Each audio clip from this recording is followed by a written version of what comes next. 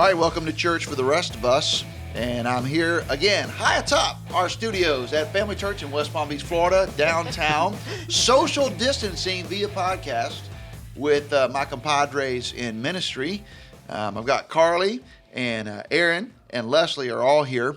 Aaron Philippone serves as our campus pastor at Family Church Gardens, but he also oversees all of our campus pastors. So he's in charge of a really important team here at Family Church. So Aaron, glad to have you with us and appreciate all the good work that you do. Thank you. And everybody already knows Leslie Bennett, the voice of the podcast, the voice. And our engineer, Carly Seelman. Hello. So Leslie, we're off and running in a coronavirus crisis, but we're working hard to create some opportunities to care for people that we never really had before. That's right. So we're having to really spin up some things quickly where we don't have face-to-face, in-person contact like we normally do. Mm-hmm. And we have 13 campuses, as Pastor Aaron knows, and he helps shepherd those campus pastors who shepherd all of our people. So we're looking at how do we reach out, how do we have contact to people when we're not going to see them on Sunday or Wednesday or in our group on Monday or Thursday. Mm-hmm. So what are we doing? What are we asking our campus pastors and their staff to do during this season? Yeah, well, first of all, what a week it's been, right? I mean, we're all learning a lot, and we have such a high value of touch and interpersonal contact and just being around each other. That's a big deal here at Family Church, and so we're learning a lot. But one of the greatest ways that we can care for the members of Family Church right now is by communicating with them. I think the best thing we can do is pick up the phone, make phone calls, send out text messages. I don't want to underestimate the power of the pastor or the minister's voice at a time like this. That's so good. And for us in communications, so we're thinking, okay, how are we going to put stuff on the website? How are we going to get everything out on social media? And we're trying to figure that all out. And there's so much to do. There is so much to do. And it's important to prioritize what's immediate, what's urgent, what's important. But yeah, we're kind of in give us the content mode right now. Right. Mm-hmm. But we're thinking about that. And then I had a conversation with Pastor Aaron yesterday, and he kind of reminded me, really the most important thing right now is that our people are hearing from us. Mm-hmm. So I see a lot of churches trying to be online, trying to be on Facebook and social media, and that's important. But I think what you all are doing is even more important. Yeah, and people, they want to hear from our pastors and our ministers, and they need a sense of comfort just knowing that we as believers have not lost our hope. We've set our eyes on Jesus.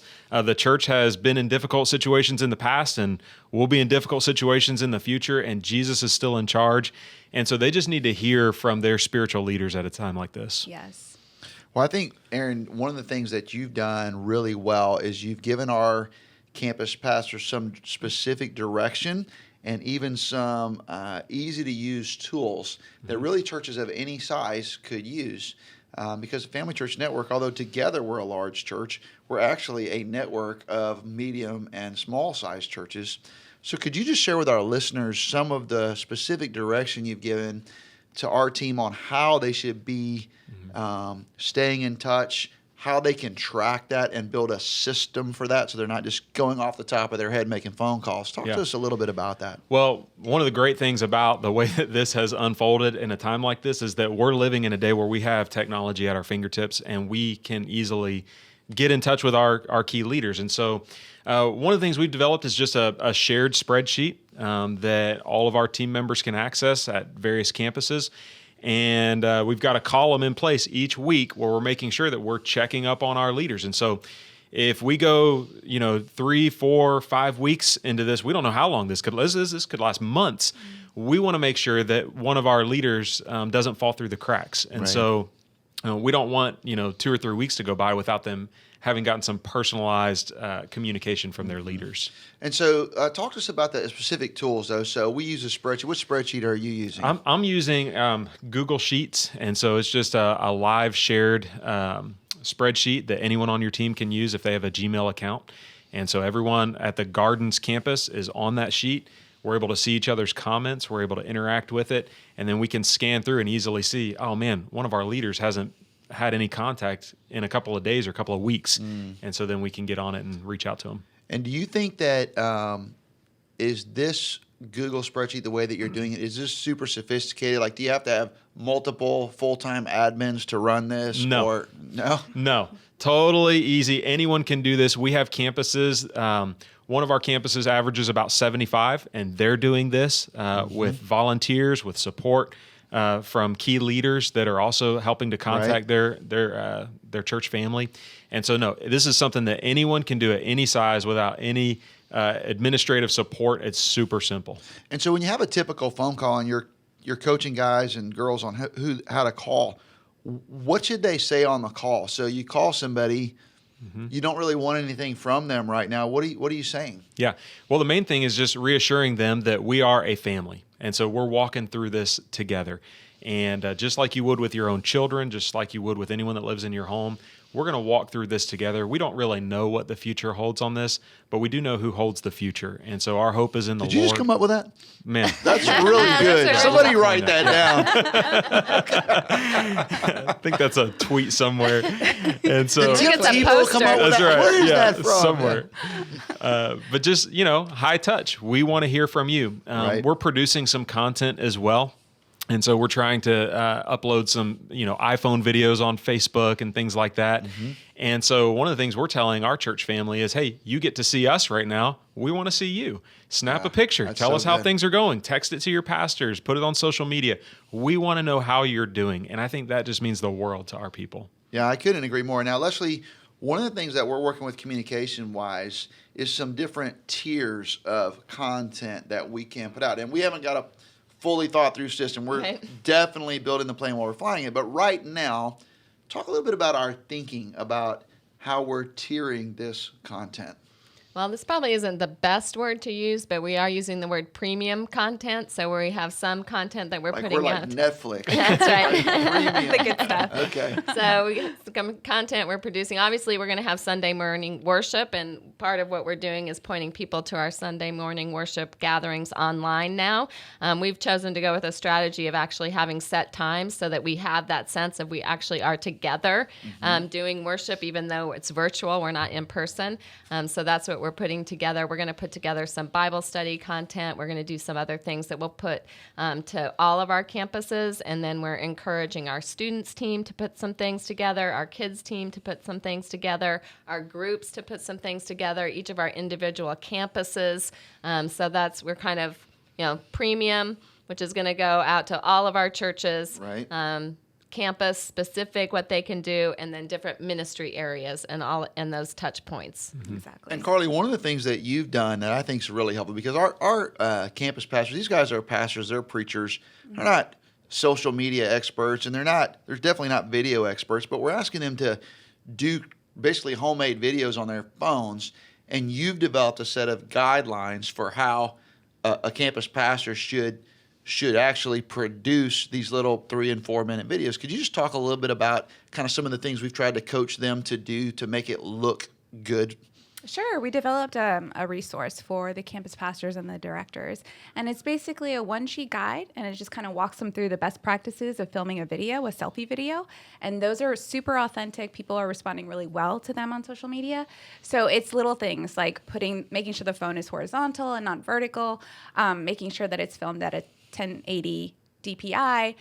So those little things are really helpful, and making sure the background is something that's colorful. Like a blank wall? Like not a blank wall, like not a hostage Look situation. like a hostage we- up here. Yeah. like Pastor Aaron said. So just little things like that, tips and tricks that just set them up for success.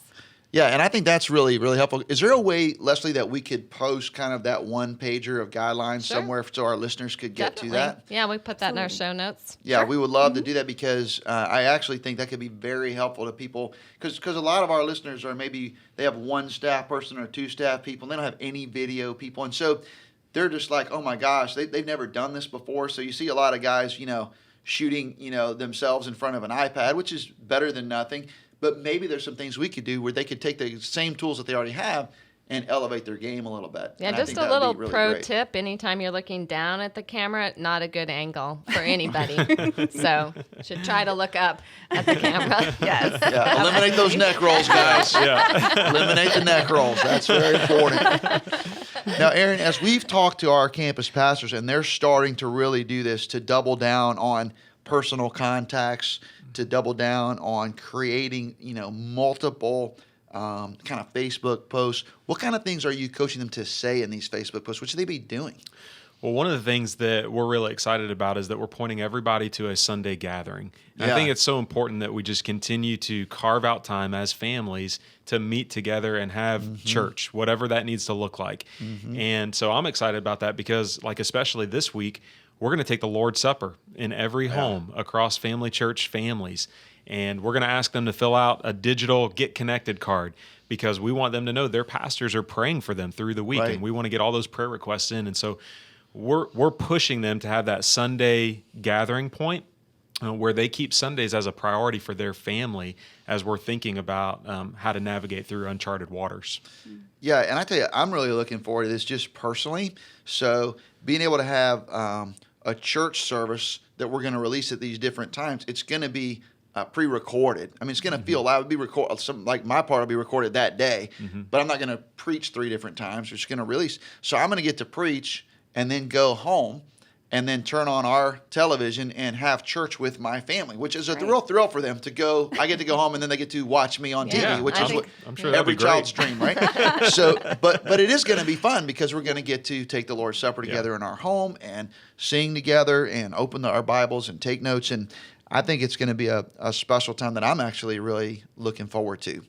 Now, Aaron, if there was one thing you'd say to our listeners, because we got guys, they look at a church like Family Church and they say, we don't have resources, we don't have staff like that, we don't have a video team, we don't have a podcast. What are some things that you just say, listen, a church of any size, if you have an internet connection and a phone, what would you tell them to prioritize during this time? So we really don't know what the future is going to hold on how all this can play out. And we don't really know the best ways to provide care in the future. But what we do know is that right now, the best way to care is through communication, text messaging, phone calls, as much as you can communicate with your people. And then in the future, we'll see what happens. Right now, we're collecting databases and trying to figure out, do we have volunteers in the medical profession that we want to lean on in times of need if we need to. Right now, we're putting together some moms who can teach other moms how to do e-learning or homeschooling. What resources can we gather from volunteers who are stuck at home right now but want to serve their church family?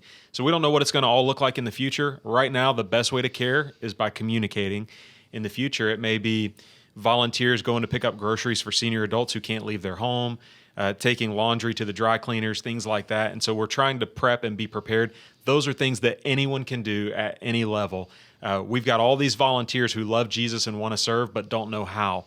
And so for right now, we're just collecting information. Yeah, I have a quick story. Actually, one of the members at our village campus, he was going to serve on the First Impressions team, but he also is a professional video producer. And so he reached out to us and he said, since I can't serve on First Impressions, could I make a little video for you each week?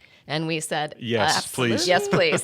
So I thought that was really cool that people were thinking that way. I can't do this for my church, but maybe I could do that. Yeah. I'm sure you have tons of stories. Like, do you have stories already you're hearing from people and what they're doing? We do, and there's going to be more, but right now more than ever, we want our church family to think creatively about how they can live as the church out there. So every time we close a service at every one of our venues, that's our benediction. We tell our church family, we've been the church in here, let's go be the church out there. Now more than ever, we need our church thinking creatively about how to do things like that. Yeah, and I think one thing I want to revisit a little bit more specifically is you are building at every campus. You're having our campus pastors build teams of people because you can get meals to kids in schools, and we help with that, and we have a feeding ministry and all, but I really think the best time for the church to shine is yet to come, because I think 2 weeks from now and 3 weeks from now, when there are hundreds and hundreds of people with COVID-19 in every municipality, then I think we're going to have people in our own church with COVID-19 that are holed up in their homes. Some of them are going to have no family connections. We're building teams now. Can you talk just a little bit about that? Yeah, so some of the teams that I mentioned would be like medical professionals. We want them to be able to train young, healthy members of our church on how to go out and be around those who've been infected with COVID-19. We're connecting with first responders Once again, we don't know what the future holds. And so right now we're building our database to know what that's going to look like. Homeschool professionals, people that know how to teach other moms how to keep their kids engaged in e-learning in a process like this. And so honestly, we're just putting it out there for our church family to tell us, how would you like to serve? And they're coming up with some of these ideas on their own. So we really don't know what all the categories are. And I do think that specifically, and this is something that churches of any size anywhere in the country could do. You could begin right now building teams of people who would be lower risk for catastrophic experience with COVID-19. If you could put some teams together, maybe young single people, college kids, whatever, who would be willing, even at some risk to themselves, to go and take prescriptions to someone who has COVID-19, take food to their house, we have do lawn work, whatever. In several of our congregations here in South Florida, we've got several young men who've come out of recovery, the recovery community. And they thrive on community. They need to be around people right now. And so this has hit them in a particularly hard way. And so those kind of guys will be perfect at running errands for senior adults. And so we're working hard to deploy them when we need to. And these are people who, if they contracted it as a result of their ministry, would be likely to be able to survive that, in a healthy way. We're not talking about people with oxygen Senior tanks adults, and emphysema. We're talking about people who could maybe handle this better. And so we're really looking into that. And I'm so thankful for your leadership, Erin. Leslie and Carly, is there anything that you would say to our listeners that would say, if you're going to do something with social media, if you're going to do something, what could churches of any size with any amount of resources be doing? Well, I really think a lot of churches are. I mean, sometimes you feel like it has to be perfect before you put it out there. And so I think we just have to think it doesn't have to be perfect. Like Aaron said, people need to hear from us. If social media is the best way to hear from us, because we don't have everybody's phone number. We only know you if you make yourself known to us in the church world. So you might be connected to our church, or people are connected to your church that you don't know about. And through social media, through your website, you can still connect with those people. So I would just say, whatever it is, just put it out there because it's something. What would you say, Carly? Yeah, absolutely. I would agree with that. I would also say this is a great opportunity for cross-functional collaboration, working with other ministry areas to see what ideas they have, because they know their audience best. So creating content that's meaningful to that audience. And then also mobilize volunteers. I think we have a lot of people that want to help with social media, a lot of creative people, a lot of people that are friendly with tech. So I would say mobilize those volunteers. Yeah, And that's things that they can do from home while they're distancing, right? That's right. All right. Well, thanks again for joining us for Church for the Rest of Us. This is all of us signing off, and we are social distancing all the way into the future. So stay in touch, and we'll be releasing more podcasts as we work through this crisis together.